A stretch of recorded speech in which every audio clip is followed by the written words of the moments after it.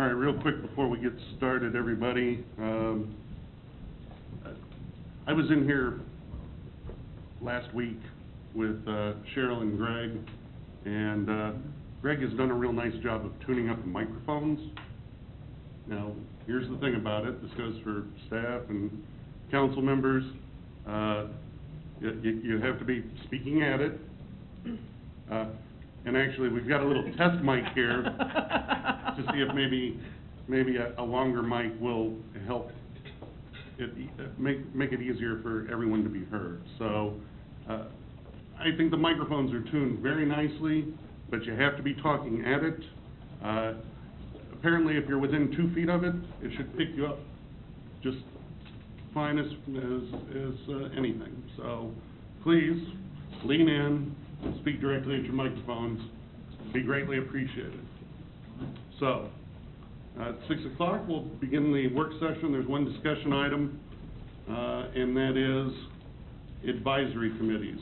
At the July 13th, 2015 council meeting, the City Council unanimously adopted 5 resolutions establishing the following citizen advisory committees: Economic Development Advisory Committee, Street Sidewalks and Stormwater Advisory Committee, Citizens Police Advisory Committee, ADA Advisory Committee, Parks and Recreation Advisory Committee. And then at the 20th council meeting, we attached a council member each to one of these committees, and actually I'll serve as ex officio on the Economic Development Advisory Committee as well.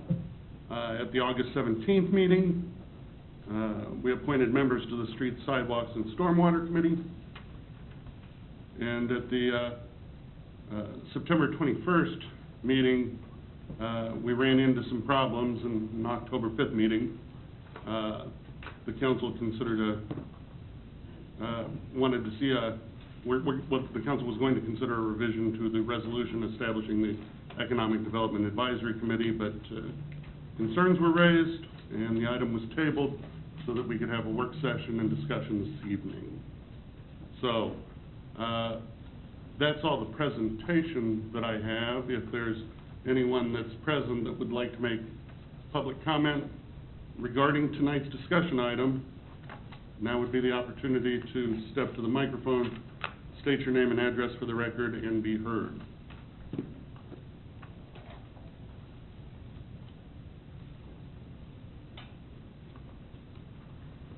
With no one coming forward, I don't really, I didn't really have a problem with the way that the resolutions set up the advisory committees were already established, so I'm going to leave it open to the floor if anybody's got a suggestion. Christy? Well, I reached out to the county last week and then talked to Chairman Eilert a little bit today.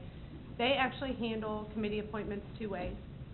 For library, Parks and Rec, JCDS, and the airport, each commissioner actually brings a person forward.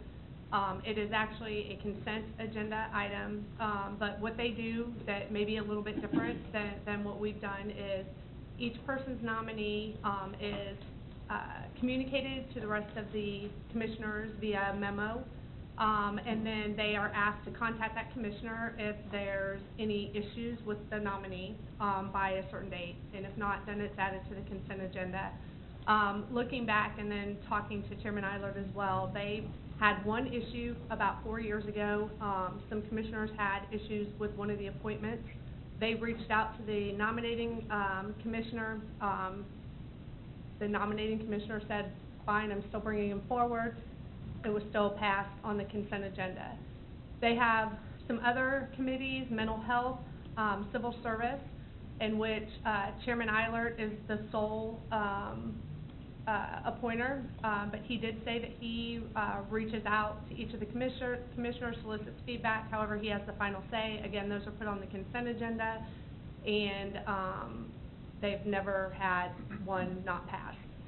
So I guess from my perspective, the second that I just went over seems like how we're kind of handling it today, even though we've all provided recommendations. I would recommend maybe we explore the first. The concern, or what we would have to track, I guess, is that, you know, they're in, districts, basically, and so as their district becomes available, that person appoints someone new. So that would be the one thing with staggering the terms that we would have to look at, is who appointed or what have you, since we're not in a ward statement. But based on everything that I heard, it seemed that worked fairly well, and he believed that it gave them a very balanced approach to how things were being handled. Well, if And that's one thing I want to add. If on the first option, where each commissioner provides a recommendation or basically has the appointment, he also has an appointment. So in that case, if we wanted to keep consistent, the mayor would have an appointment as well. So it'd be six members. six instead Right. of five. Okay. Which, to me, doesn't so concern me. If it's on consent agenda, then that means that it would basically pass in a package, is that not correct? Just like every So, other. Yeah. so we don't nitpick over single appointments, Well, or you have those conversations prior. yeah. You know, I mean, if you would just have Right. those conversations How prior. is that dealt with from a COMA perspective? Because if you're having feedback from several council members or several commissioners, how does that not run afoul of COMA? Brian? I'm just thinking, you know, again, I think if you don't have a quorum of the body engaging in interactive communication with the same information being communicated, then I'm not sure that there's an issue. So it doesn't jump out at me as being troublesome. I think where you may get into an issue is if somebody has an objection and they were to communicate that to a quorum of the body. As long as that's not done, then So it could be kind of. if the objection goes straight to the nominator Right. and does not get CC'd or BCC'd or anything like that to any other council members, we're good. Right. I guess my question on that, which sounds like a really good idea, in the event of a tie, what would we, I mean, because now we have 3-3, would the council member be the tiebreaker? And then having said, hey, but just as bring it forward to the council, saying, look, this was a 3-3, I was the tiebreaker, just to let everyone know what happened in the meeting. Well, if it was to go on consent agenda, I don't vote on consent agenda. No, he's talking about in In the a- meeting. right. If we have 6 people on the committee, Oh, then you always have to have a 3-3 split. Right. So how would that be? So then the ex officio member would then call it? Is that the? That would be my recommendation, because, I mean, you know, it's totally feasible that we would have a 3-3, just, and now you're tied up until somebody changes their mind. That makes some sense, but that would have to be provided for in the rewritten Right, ordinance. exactly, Right. that's why I bring it up. Remember, in the case of a tie, would have a tiebreaker. But this is only for you guys, for all the committees that you guys are on, because mine, they all. Yeah, yours always gonna be unanimous, Right, so. Yeah, I we all mean, agree. Exactly. I went to Right, that one, it was right. so smooth. well, if we do it this way, you might end up with one of my appointments on there, so, Yeah. No that telling. might gum up the whole works. Hey, So- I have no issue whatsoever with having binding appointments from all 6 members of the governing body on these, and have it on the consent agenda, where we cannot dispute, other than in prior communication, any single appointment, but would be able to vote on the entire package. Does that sound like a good consensus? That seems reasonable to me. That way we all get a voice, Yeah, right. and it's a pretty much a binding voice, We because probably ought to- they make the nominations. Todd, you haven't said anything. No, I mean, that makes sense to me, that's fine with me. If someone has an objection and they voice that to the person nominating the person, Yep. you know, and they continue to have an objection, so when that comes up on the consent agenda, they remove it They could potentially remove it from the and go consent from there. Absolutely. Well, and even then, even if we just voted as opposed to, arguing the individuals, Mhm. Well, to me, it would still be a straight up and down vote if the entire but it would slate- be off the consent agenda. Yeah, So that right. if somebody wanted to say, I didn't approve of all these appointments, Sure. So each committee would get a single consent agenda item. So you would have one for, I'm just making clarification here, one for Parks and Rec, one for whatever slate we have. If someone has a problem with a person on the slate, you remove that, you have straight up or down vote on the entire slate, not one candidate. We're not gonna do each individual, each individual. One vote on the slate, and if it goes down, then we come back with a different slate. But But you're not singling out. you're not singling out Right. individuals, and that's Which- really what I wanted to get away from. Yeah. No, I agree. It- Which was what I was trying to avoid on Yep. Yep. the 21st. It was, The So- only, oh, sorry, go ahead. I was gonna say, the only other thing was Christie's, suggestion last meeting about, pre-qualifications. We need to probably have some guideline there. And, there's certain things that we don't want. I mean, these are citizen committees. I hope the purpose of the committee, or these committees, is to, sort of foster, an environment of participation from the citizenry, and hopefully from new folks, so we can, start to cultivate the next generation of people that'll sit in these chairs. At least that's my hope for the whole So, thing. from that perspective, when you talk about new people, are you saying that individuals who have previously served as members of governing bodies, like, for example, former council members, I'm just throwing it out there, I don't know if that's what you mean, but... That is what I mean. I'm talking about just, these are supposed to be citizen committees. They're supposed to be, they're supposed to be organic. Organic thought going into this stuff and helping us drive policy, from a citizen's perspective, and not someone with inside baseball. That's just my take on it, my opinion.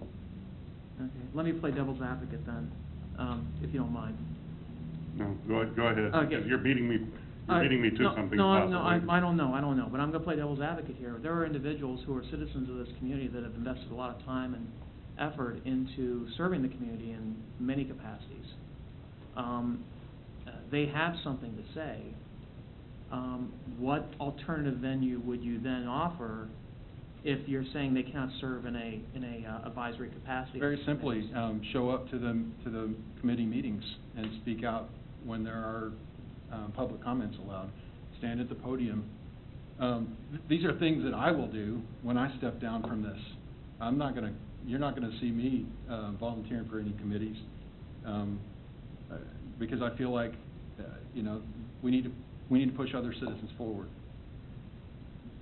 Well, one of the things that I think, in my opinion, I think that when we look at the slate of candidates that we had for these committees, to my knowledge, there was one person who wasn't placed that volunteered, and that person expressed interest later, kind of late in the game.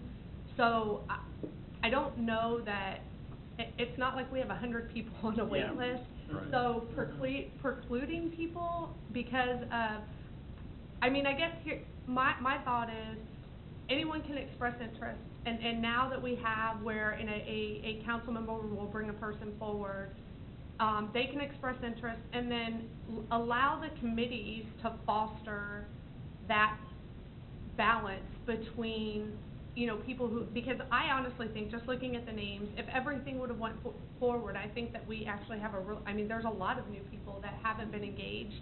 Very few that really have. I can think of maybe 2 or 3, but, I just, from my perspective, it doesn't. Here's the question I've got, and it really comes down to this. If we believe, as a body, that having individuals who have sat in these seats poisons the well of these committees and detracts from their mission, then we need to adopt your approach. If we think that on balance those individuals might have something to offer to those bodies and bring some sort of contribution that justifies their inclusion, then we should keep the way the things are. I think it goes without saying that anyone that's served on a past council or as a mayor has a lot to bring to the table. That goes without question. I'm not questioning their ability to contribute.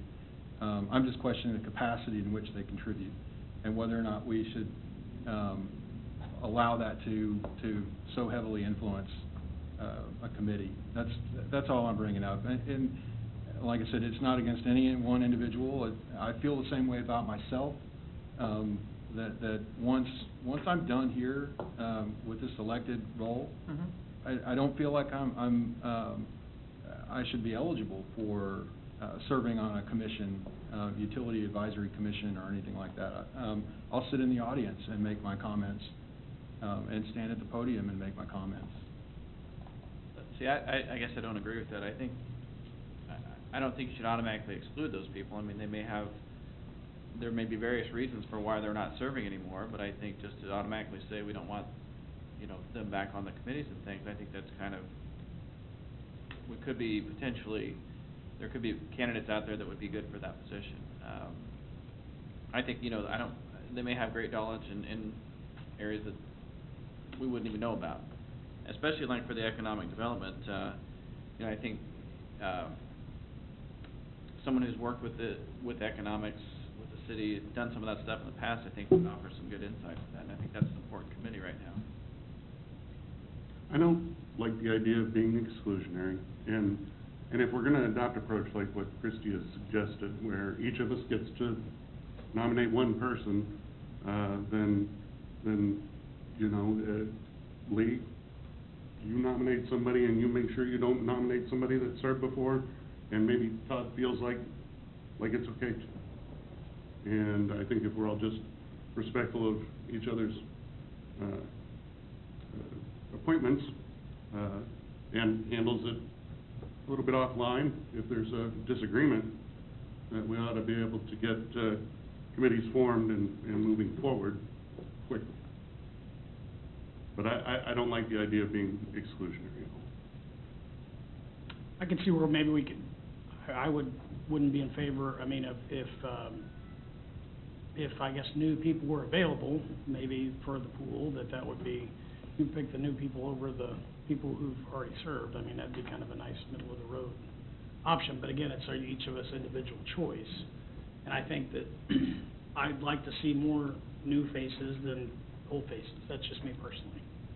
Well, I mean, it comes down. But we didn't have a lot of old faces the last go-around, so.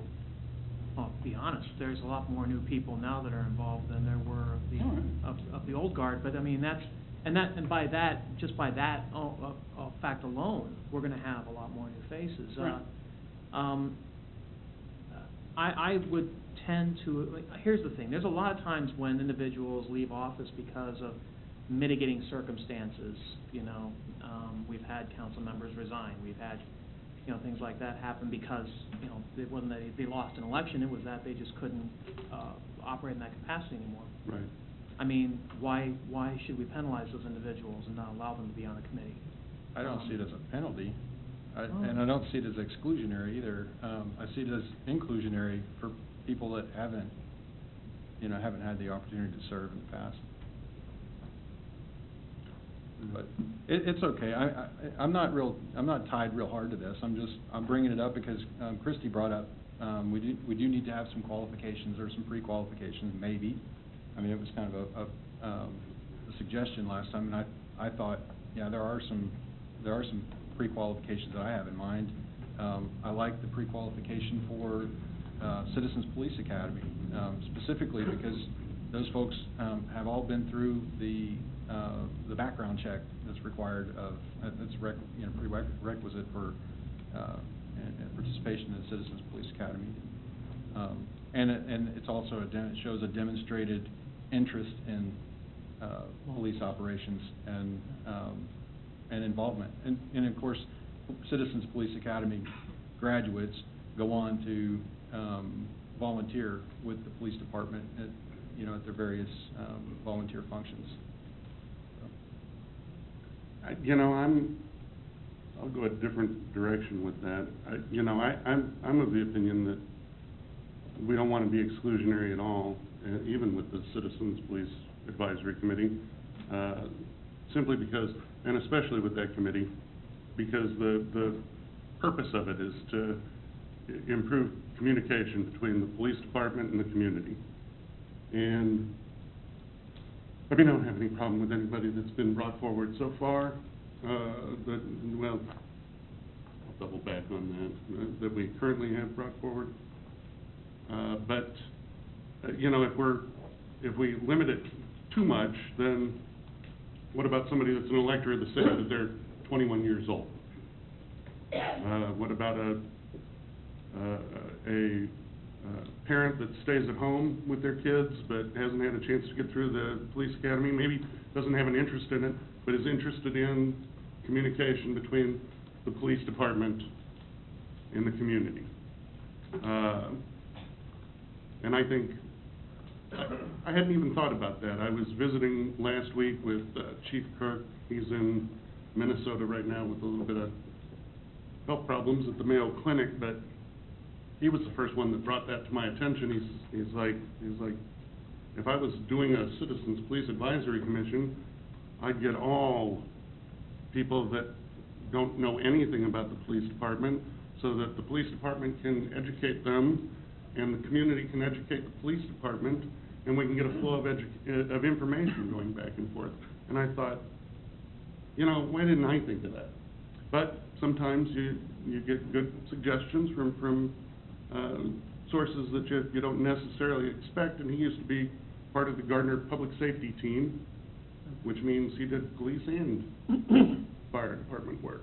So that's something to consider. The other thing is, I don't know that we necessarily, aside from the ADA committee, where I think we do need people that struggle with mobility issues and other, possibly other disabilities, I don't know that we need anybody that has to have certain requirements. It'd be great to have them, but, you know, we can always bring subject matter experts in to talk to the committees.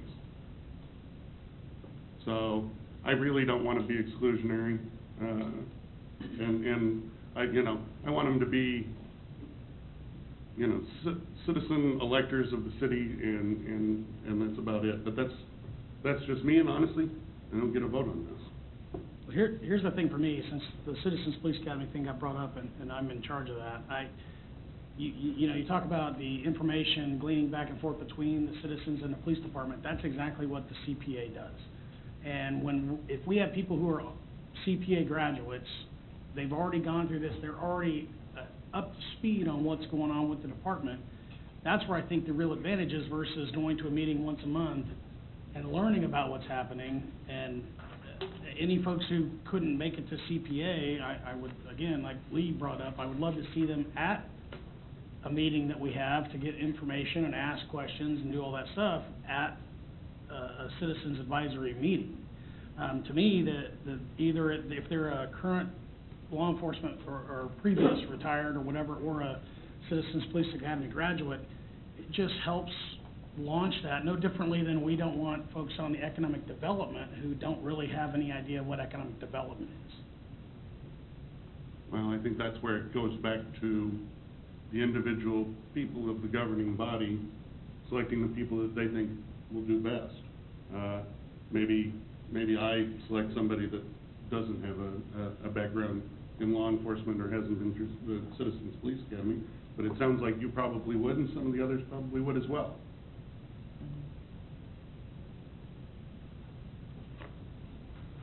I think on balance at the end of the process, we'll get the, you know, the committee representation that we want from the dais. Yeah, it doesn't seem like there's gonna be consensus for, having any sort of qualifications or pre-qualifications. I'm fine with that. And the main reason I thought we should talk about qualifications is if we were going to kind of go down the route where the mayor was going to be in a position to defend recommendations. But if each council member is bringing a person forward And that they feel binding. is best, And yeah, a then binding I'm recommendation. absolutely fine with it being just a resident Yeah, you see, of the city. and that's what I was looking for. What's a recommendation? Is it non-binding? Is it binding? Does the mayor have power to veto? In this circumstance, if we go with this process, we're actually making the appointments. Each individual makes an appointment for their own area. I don't see a problem with this if we don't have to vote on each individual member. I mean, to me, I think that's a good compromise. Jeannie, how comfortable you feel like you've got all this together? Okay. Well, you've got the video, and everybody's speaking into their microphones this meeting. So- Well into our microphone. One, and to put the final nail in my own argument, I don't think we're doing CPA anymore, right? I think that, didn't that get, No, we're doing it once a year. okay, down to once a year. Okay, so we're still doing it. It's like, is it 8 weeks, Chief? Is that what it was? One other, I guess, thing that we ought to talk about is, now it's escaped me now, because I was thinking about CPA. We need to make sure, I can't think of it now, I lost it. Were you gonna talk about the recommendation or the committee, the? Oh, no, I was gonna talk about how the names actually get to us. I mean, Mhm. how the names get to the city. Well, I think they go to the city clerk. Right. City clerk. See, I still think that we Sends it should back have, to us. yeah, I still think we should probably codify that, make sure that everybody knows, when we go forward with this, that they're gonna send their resume and their volunteer status to, the city clerk. And then we get to pick from a pool of names, sort of like, kickball, back when we were in school. Well, and yeah, but, you know, in 2013, when I first started envisioning these committees, which we didn't get around to till 2015, because Mhm. we had other things that we had to do. Yeah, I always thought that this would be the perfect opportunity for each of the council members to, you know, get, instead of picking from a pool of people, getting involved with their constituents, learning about them, so that when you make your recommendation, it's because of your relationship with the recommendee, And you know that person. and you know that person. Vetted them yourself. Because we haven't really done that with the people that we were I think we were that's- recommending for appointment this time. Yeah, I agree with that, totally. I think that's the ideal. But I know that in the case of like my own committee, Rich and I went and recruited a lot of them, I and. don't think, you don't really want somebody like loaded it, but, you know, Right, pretty well, close. I mean, but we went and contacted each one individually and brought them forward, and then I think the rest of the council picked from the only guys that we could scrounge up. And I think that, I don't mind. I recruited for my committee. No, and I don't think there's a problem with recruiting, as long as anybody that, I mean, there's a good, it's good to go out and get interest. However, you don't wanna overlook somebody just because I didn't talk to so-and-so and they Right. sent an email to Jeannie. So I think it's still important that all that stuff goes through Jeannie. So even if you talk to somebody, hey, send Right. us a note with all your information. Right. Would That's love my to thing, I'm consider gonna it. say, Yeah. send Jeannie an email and then I'll pick your name. And, So yeah, it's I out know. there. In which case, I think that we need to, if, Rich, if you say, send your information to Jeannie, then when they send the information to Jeannie, they need to make sure that they know that it was your person, because otherwise, maybe that's the person you really wanted, and if Yeah. Todd poaches them, I'll find another one. It'll be Well- awesome, 'cause I'll stack the whole thing. yeah. So, Yeah, if only it always worked out that way. will they be filling out an application as well, like they do for some of the boards and committees? I think that's easy enough. Is that easy enough, Jeannie? It's easy enough. Yeah, I just, all I'd like to see is, maybe a short paragraph, 3 to 5 sentences. This I'll- is who I am and what I wanna do and why I wanna serve. I'd like a name and a phone number, 'cause I'd probably just call them and go, hey, tell me why, Yeah. you know? Yeah. I mean, either way, I'd like to see that these individuals have sincere interest and they're motivated to do it themselves, and not necessarily that we throw their name in there and, you know, they're just kind of being dragged along, saying like, well, this person wants me to serve, so I'm gonna serve. But there are people that, you know, in the current or in the former process, that I didn't know until, you know, Christie or Todd, or I don't know, it might have been Rich that brought him in. Mhm. So I wouldn't have known him. And now I got familiar with him, so. Yep. So we're not excluding anybody.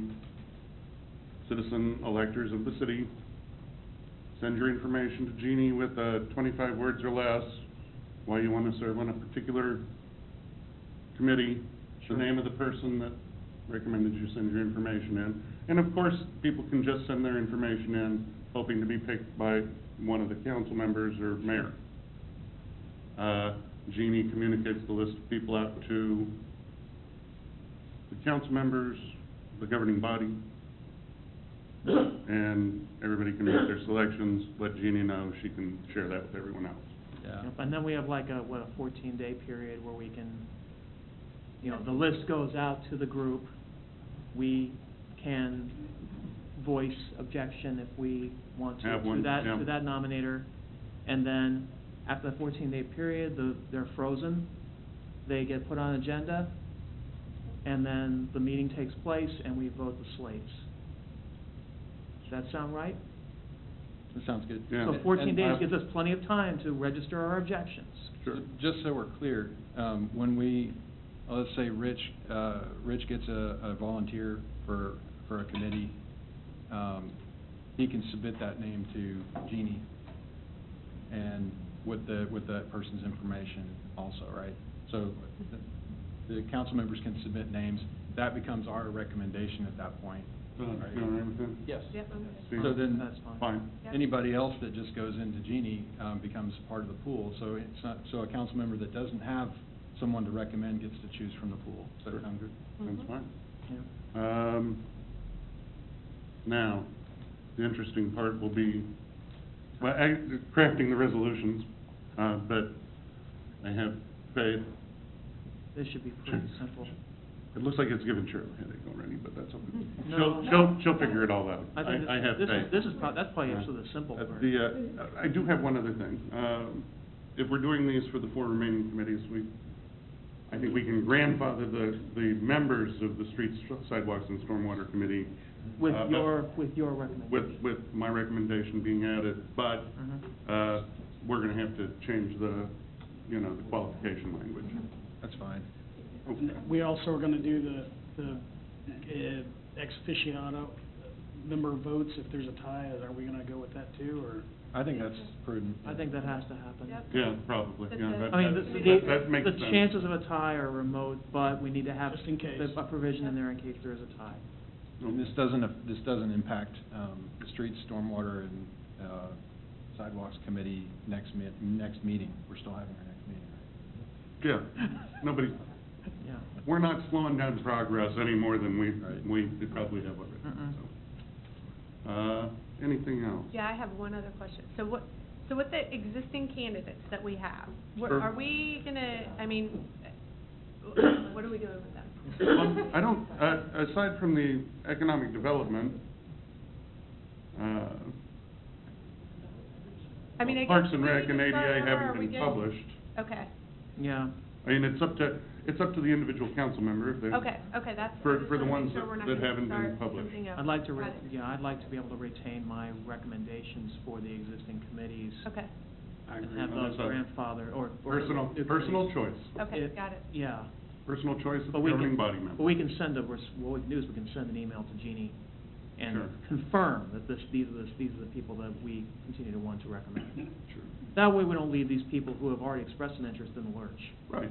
We're not doing a second I call don't for think, people. I don't think we want to do that. Yeah. I get to do a call for people, but I'll bring people in fast. Okay, I won't slow anything down. all right. And Jeannie, you get to herd the cats. She did. Jeannie herds the cats She anyway. herds the she's busy cats. herding with Ryan. Cheryl? Okay, so just for a point of clarification, I'll make sure I understand this correctly. We're gonna grandfather the Streets Committee until such time that those appointments expire, and then we'll be adding an appointment for the mayor. So this will apply when they expire. Yes. Correct. No? Until Chris makes his. Until I make mine, but that should be forthcoming. Yeah, but Well- that's not what she said. That's- She was, she- so no, Okay. It's gonna continue basically, on. he's I'm going glad to I add, asked for the clarification. he's So, going to add a person when he's ready, And then that person will be the sixth person of the committee, but we're not gonna stop the committee from functioning as it is today. Correct. Wait, because we don't have that nominee from the mayor. Okay. We'll change Right. their ordinance and then Is add that- that sixth Yeah. person. Okay, I'm confused. I thought that was, I got it. that's No, that's exactly what I fine. was thinking. No. No, it is, but Cheryl, I got it. Cheryl thought we Okay. were just gonna look at We five. have to change the ordinance to conform with the other ordinances or other resolutions, but if, We're gonna mess up stuff. that won't take Yeah, okay, effect she's, until. yeah, she's clear. She's clear. All right. All right. No problem. Anything else? Yeah. Let me get some other stuff. Because if not, gosh, I wish the game was starting at 6, we could go catch 15 minutes of it, but I guess not. We've got a council meeting in 25 minutes. You all are free to do what you would like. Christie, how you like the new microphone? Just great. Fantastic. How's everybody hearing out there? What? Is it better? Better? Dave Frank, I see you back there. You hearing this all okay? Hey, listen, you heard me even without the microphone, I know it. All right.